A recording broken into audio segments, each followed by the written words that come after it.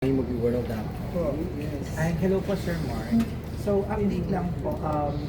Kamusta po yung work mo po ngayon sa Cheza CEO? Medyo busy lang lately kasi meron kami mga for turnover na projects na may ongoing kami, and then meron na rin kami for starting din. So medyo iniikutan lang namin because to make sure yung proper implementation and proper turnover, kasi we need to turn it over to the LGU.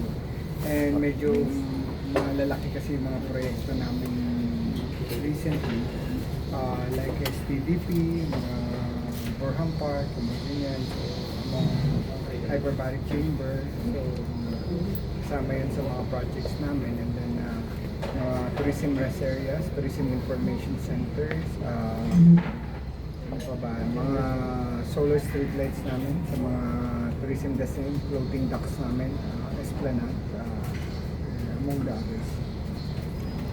So, paano kayo nag-adjust po dito po sa as COO of Cheza? Actually, hindi naman nag-adjust because I've been in this position since 2008 up to 2015 yata. And then nag-resume ako na reappoint ako in 2021 ulit. So up to now. So medyo familiar naman with the job, but when I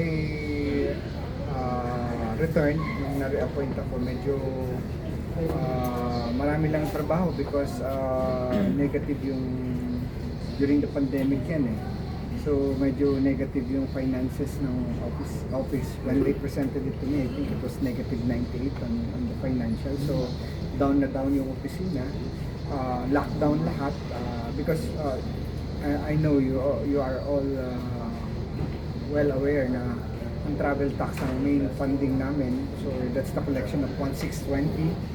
50% goes to us in our office, 40% goes to CHED, and 10% goes to NCCA, which is National Commission on Culture and the Arts. So, because since walang travel during that time, during the lockdown pandemic, so wala rin kaming income. So, and we cannot rely on our other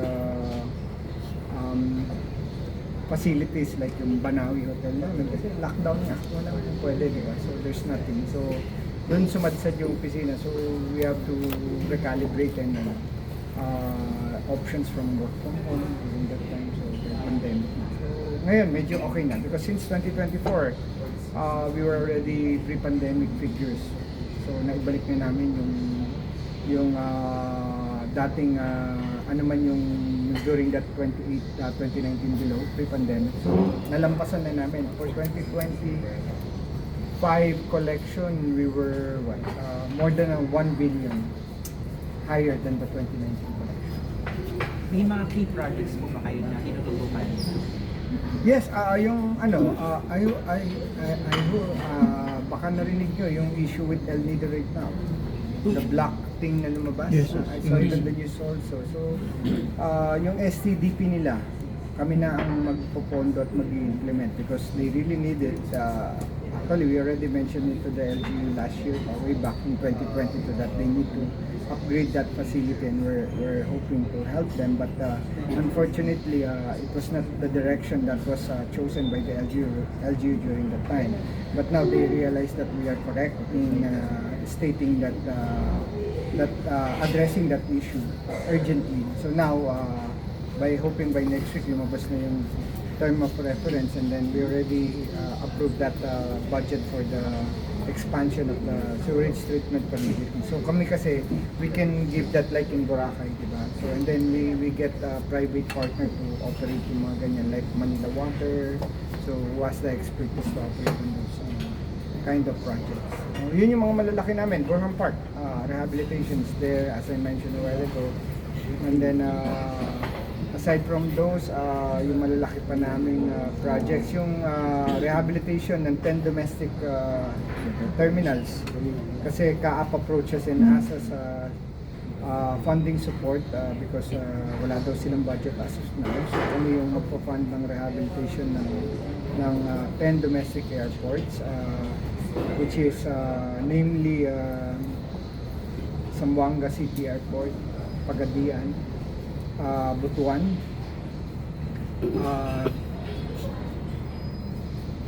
ano pa ba? Siargao is included. Siargao, Rojas, Tuguegarao, in Cagayan Valley, and then Ilocos Norte. Ano pa ba yung 3 nandun pa sa aking listahan? So but technically those are the 10 na nasa listahan namin. And the project would be total rehabilitation of the domestic airports, and together with the gang chair, pull carts, push carts, pati yung wheelchairs, air conditioning, TV monitors na kailangan yung FISD system, plus yung pagtanggal ng pagpalit ng color coding scheme. Kasi if you travel in domestic airports, makikita mo may yellow, red, and blue. Blue for PAL, yellow for Cebu Pacific, and red for AirAsia. So gusto namin baguhin yung concept na lagay nila yung pangalan sa likod para maganda at saka more on Filipino yung aspect ng concept. Thank you, Bernardo. Next po na magtatanong, nasa Maltabares. So, You recently visited Naga po, no? So, ano po yung purpose ng pagpunta niyo po doon? And ano po yung mga ginawa niyo? Ano yung mga aasahan ng mga taga-Naga, ng mga turista sa Naga? 3 things yung pakay ko for Naga. First, we have to check yung hotel na iniregister namin as Tourism Enterprise Zone, so which is pinuntahan namin. Second, I had to talk to Mayor Lenny to discuss yung request yung project sa amin, which is Mount Isarog, which we already board approved on our end. So we discussed the details, the plans and everything. So that's the second one objective ko when I visited Naga. Third was to inspect the Peña Francia Museum na kami rin ang gumagawa, which is the one in front of the Peña Francia Church. So ongoing ngayon, patapos na sisimulan na. We're hoping by September or later this year matapos na siya at pakinabangan na at ma-turn over na namin sa Basilica. So those are the 3 things, and then the fourth one, actually I have a event also to attend na which was I was invited as their guest of honor and speaker in Pasacao, nearby, next town to malapit sa Naga. So yun yung objective namin, Pasacao. Taga doon kayo, yeah. I think there was a festival, yung summer festival nila, di ba? So nandun ako, I was invited by the mayor. So I think I'll be coming back to Pasacao in August because we have to groundbreak yung green municipality nila, plus they also have the festival talaga in August. So, nagiging hotspot na rin po yung Naga now, no, sa mga recently, parang ang daming mga news, mga festivals na bago sa Naga. Ano pong masasabi niyo dun sa achievements ng Naga under Mayor Nono? Of course, okay naman, very new, very inspiring yung mga accomplishment ni Mayor Lenny. But of course, continuous development pa rin ang kailangan. As we discussed during our meeting, there are a lot of things to be done, and including the airport also was also mentioned in our discussion. So isa rin yun sa ilalapit for CAAP, DOTR, for upgrades of the terminal, and then for the expansion of the runway. I think isa rin sa objective kasi hindi nagtutuloy-tuloy yung biyahe because of masyadong maliit yung runway yata. So I think that's the issue. So na-mention sa akin ni Mayor Lenny yun, and plus the revival of, I think, the Bicol Express and the rehabilitation of the Maharlika Highway. Those are the things because nahihirapan yata ang niya, and especially those are the issues on the concern ng tourists, paano ang accessibility ng Naga when it comes to tourists coming from either other country or even going from other provinces, whether via airplane, via car, or by train. So medyo mahirap. I think yun yung you're well aware of that situation. You're from there. So, Working yun yun. projects. Sir Mark, merong explosive na tanong si RM Emerson. Yes, yes. Natatakot naman ako sa explosive na tanong. Sir, recently ba kasi sa TikTok, yung algorithm ko lumalabas po yung line po ninyo na saging na may puso. Ano po masasabi niyo, sir? Napapanood po siya ulit, sir. Nabuhay ulit, sir. Parang nakalimutan ko na hawakan. But to be honest, when we were shooting that, yung sinushoot namin yung eksena yun, ayokong siyang gawin eh. Actually, last day na nga namin yata sinute yun. Kasi nahihiya ako. But anyway, as being an actor, being professional, syempre, I have to do it. That's my job. So, I think nag-trending yata. Even before nag-trending siya dati. Pero hindi pa ganyan ka-full bro ng social media during that time. I think on YouTube pa lang siya ng time. Mga time na yan eh. Hindi naman Friendster, may Facebook. Bata-bata pa naman. So, may Facebook na. So, yun.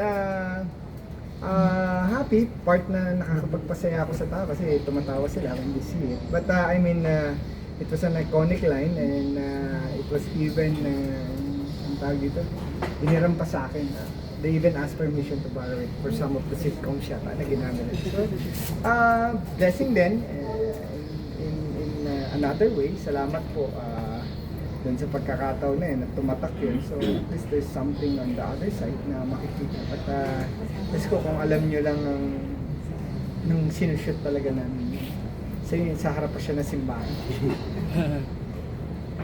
Sir, one last na for me. Yun nga po, recently din nakita, lumabas po kayo sa Batang Quiapo. How was it working man po with Coco Martin and then may upcoming pa itong offer po to do an action teleserye? Yes. Actually, during my break in 2015 up to 2021, we were invited by Direk Coco to join Provinciano during that time. So, by that time, nag-Provinciano kami. Kami dalawa ng tatay ko. So, si Senator Lapid. And then, itong huli, we were also asked if we can join Batang Quiapo. So, which we did na naman. And then now, I was asked by Direk Coco to join Sigabo also. So, nakapag-taping na rin naman for Sigabo, which is I think airing on June 22 or 22. So, medyo paspasan din yung taping nila. So, ayun. So, now, kasama rin ako sa Sigabo or this upcoming June 22 new series, Coco Martin. Congrats. Mamaya ulit ako. So, next po. Yes. Since nalagapit na po yung Father's Day, sino pa lang malaman? How is your relationship with your father, the senator? Okay naman. It's a normal, typical father-son relationship. But we're more, kanina kasama ko lang siya. So, we're trying to discuss current situation na nangyayari. And trying to update him also what are the feedbacks and the consensus of majority what's happening. So for his information and knowledge. Pero it's a normal father and son relationship. Magtatay kami kasi yun naman siya naman yung model ko eh. Diba? So, siya yung tinitignan ko lagi eh. Kasi, of course, lahat nung bati ko sa kanya, hindi siya nag-aral, hindi nag-English, hindi nagsasalita. Chairman daw siya ng Committee on Silent, diba? So, of course, those things are, tumatagos din sa amin. So, but, it's part of his job, and we understand that as kami rin. Ako, as a politician din. So, it's part of our job. Kasama yan. But of course, as a son. So, ang lagi naman niyang binabanggit sa akin is, sa aming magkakapatid is, so, we already know kung ano yung pagkukulang, ano yung mga kailangan, ano yung dapat. So, baka on our end, through us, as our tatay, tatay namin, bilang magulang namin. So, through pagsusumikap niya, so maiayos namin, mapunuan namin yung kanyang pagkukulang, which I think we did naman. That's why nung gumraduate ako noong 2024 on my doctoral degree sa Pamantasan Lungsod ng Manila, so, I told him na regalo ko to sa iyo. This is my gift to you as you ask us. Kasi di ba sinasabi nga nila kung meron man daw pwedeng ipamana. Sabi niya sa akin yun lagi. So kung meron man akong pwedeng ipamana sa iyo na hindi pwedeng kunin ng ibang tao sa iyo, yan yung edukasyon naman. Ang lupa pwedeng kunin yan, ang kotse, ang damit at lahat, bahay pwedeng kunin lahat yan except yung edukasyon mo at saka yung moral values mo. So I was asking him baka pwede niyang i-file yung pagbabalik ng GMRC ulit sa mga local kasi parang nawala na yon we're in the generation na I think it will strengthen the core values of tayong mga Pilipino, di ba? So tayo laging tinitignan kung anong grade mo dun sa GMRC, di ba? Hindi ka mataas sa ibang academics ano mo, but yung GMRC mo titignan because that's your moral standard, di ba? That describes you as a person kung sino ka ba. So I think yun yung isa sa gusto niyang i-file na bill ulit, na maibalik talaga sa part of the curriculum ng mga estudyante. Especially now na we all know na with the social media, minsan di ba yung accessibility is very open. So medyo kailangan din magabayan yung mga kabataan po natin. And me, myself, as a father also, may anak din ako. So those are the things na binabantayan ko rin. Making sure na yung mga anak ko magabayan ko. But of course, not restricting them or depriving them of the privilege na what they have now. Because I was telling them when I was young, I only have 5 channels to choose. Yung TV, iniikot pa, di ba? Yes. So, my time to watch only yung oras ng panonood ko is I think 5 to 6 lang. Which is yun yung anime time. And alam mo, doon lumalabas yung Voltes pa, yung Voltron. Doon lang, between that time. Kasi yun yung pag-uwi mo ng eskwelahan, di ba? So yung 5 to 6 doon ka lang manonood. Kasi pag apak ng 6, news na sila na. Di ba? After ng 6, basketball na, PBA na. So after ng basketball, matulog ka na kasi may pasok ka pa bukas. So yun lang ang time na pwedeng manood. So you only own one channel, depende kung anong anime o cartoons ang gusto mong palabasin. Whether batibot mo yan, ng dating time yan, di ba, mga pinapanood. So yun. So now, syempre, they're very fortunate, ang daming access, everything. But of course, kailangan pa rin silang gabayan para sa future na maganda. Hindi naman pwedeng too much liberated din sila kasi mahihirapan sila sa justice. Thank you, Amazing Thank you po. G. Next na magtatanong.